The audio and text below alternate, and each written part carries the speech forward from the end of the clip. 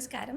ഞാൻ ഡോക്ടർ ധന്യ. ആസ്ട്രോമിംസിൽ paediatric and adolescent എൻഡോക്രൈനോളജിസ്റ്റാണ്. ഇന്ന് നമ്മൾ സംസാരിക്കാൻ പോകുന്ന വിഷയം ഷോർട്ട് സ്റ്റേച്ചർ ഇല്ല പൊക്കക്കുറവ്. പൊക്കക്കുറവുണ്ടെങ്കിൽ അതിന് പല ഫാക്ടേഴ്സ് ഉണ്ടാവും.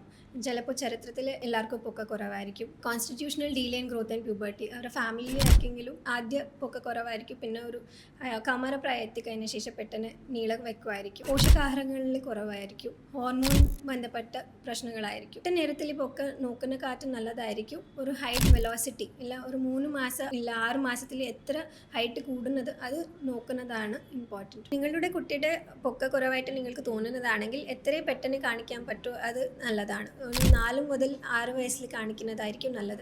കൂടുതൽ പേരൻസ് വരുന്നത് കുട്ടികൾ കൗമാരപ്രായം കഴിഞ്ഞിട്ടാണ് അവർ വരുന്നത്. അപ്പോഴത്തേക്ക് അവർ യൂസ് ചെയ്തിട്ടുണ്ടാവും. പിന്നെ അവർക്ക് ട്രീറ്റ്മെൻറ്റ് ഓപ്ഷൻസ് അത്ര ഉണ്ടാവില്ല. നേരത്തെ വരുന്നതാണെങ്കിൽ ഹോർമോൺ ട്രീറ്റ്മെൻറ്റ്സ് ഉണ്ടാവും. തൈറോയിഡിൻ്റെ പ്രശ്നമാണെങ്കിൽ തൈറോയിഡ് റീപ്ലേസ്മെൻറ്റ് കൊടുക്കാൻ പറ്റും.